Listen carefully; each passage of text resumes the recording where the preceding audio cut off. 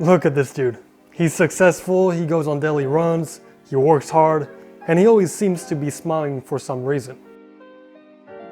But then he suddenly gets unmotivated. He stops running, he eats lots of junk food, and he doesn't want to do the things he loves to do. We've all been there. If you haven't, then I would argue you're probably the most successful person on earth. But for most of us, being in a rut, being unmotivated, is something that we have experienced at least once in our life. And before giving out my advice, I'll just put it out there that I am by no means a therapist. So if you have clinical depression, this may be good advice, but I would still suggest that you see someone specialized as well. Oh, and by the way, subscribe to my channel and like this video to keep me motivated to create more content. Okay, so you're in a rut right now, you're unmotivated. How do you get out of that cycle and start being motivated again? Well, my first advice would be to find something that sparks a little motivation in you. And it doesn't have to be anything big. For some of you, it may be this video. You watch it, then you watch some of Matt Diavella's videos, and you get inspired and start from there. But the point is to find or do something that sparks a little motivation to kickstart your day. And it may sound a little counterintuitive because I'm telling you to do something when you don't want to do anything, but motivation does come from inspiration, so you need to find that inspiration somewhere. And so one of the things I like to do to get back inspiration and motivation is just to go on walks, like I'm doing right now. And by going on walks, I'm able to talk to myself, to dive deep into some of my thoughts, to my goals, my dreams, what I want to be doing 6 months from now, 1 year from now, 2 years from now, how I want to get there. And it's really a great way because it helps you, first of all, change physical state. And second of all, when you talk about your ambitions, you have much more clarity and a fresher mindset. And what I would like you to do is that once you have found this spark is to keep surfing on it. And so when I come back from these walks, what I would usually do is just go on Google and find any type of luxurious apartments or houses that I would love to live in.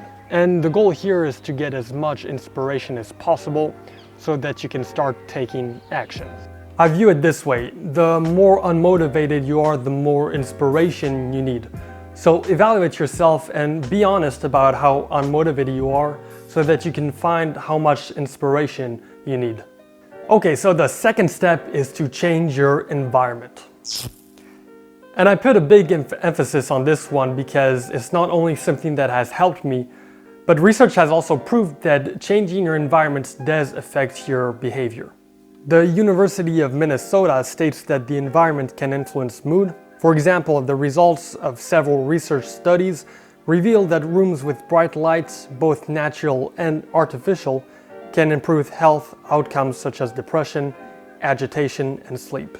So what do I mean by changing your environment? Well, if you have the money to do so, what I would recommend is that you go on a small trip somewhere, because it'll give you a different outlook and you will regain inspiration very quickly. For those who can't travel much, I would strongly recommend to clean your room. Decluttering your room is something that brings much more clarity and a sense of happiness because you can see results immediately. I actually did that during my dopamine detox challenge and I explained it all in my video that you can check after this one. Alright, come outside with me for my third advice. Now it may sound a little counterintuitive because I told you to do something and to take action, and right now I'm telling you to take a break. But hear me out, because if you're in a rut, if you're unmotivated, it's very important to reward yourself. I recently read the book Atomic Habits by James Clear, and in that book he explains why rewarding yourself is important. He says we chase rewards because they serve two purposes. First, they satisfy us, and second, they teach us. The first purpose of rewards is to satisfy your craving. Yes, rewards provide benefits of their own, but the more immediate benefit is that rewards satisfy your craving to eat or to gain status or to win approval. At least for a moment, rewards deliver contentment and relief from craving. Second, rewards teach us which actions are worth remembering in the future. Feelings of pleasure and disappointment are part of the feedback mechanism that helps your brain distinguish useful actions from useless ones. My fourth advice is progressive overload. Once you've established a sort of routine and you're starting to take more and more action, what you should be implementing is progressive overload. So if you go to the gym, you must be familiar with this term.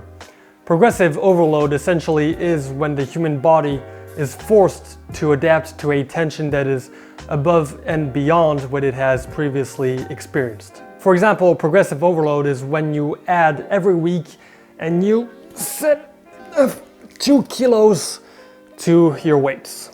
And that way you're able to increase the amount of weight you're taking on and gradually build more muscle.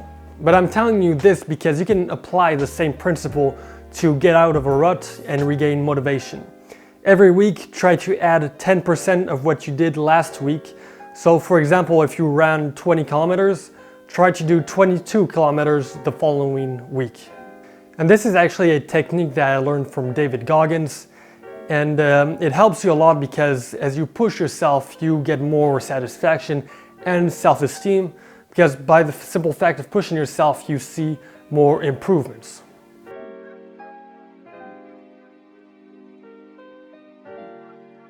Okay, so my last tip is to trick your brain. What do I mean by tricking your brain? Well, have you ever tried working on a project for a few minutes, but you found yourself still working on that project hours later? Well, that's basically what tricking your brain is. Oftentimes, doing a whole project can be daunting, and we procrastinate because we don't want to do it. So say you have to write 5,000 words for a project, but you really don't want to do it. Well, the easiest thing is to just tell yourself that you're going to write 50 words and that's it. Here you are tricking your brain into thinking that you are only writing 50 words instead of the 5,000 words. And it's much easier to start that way.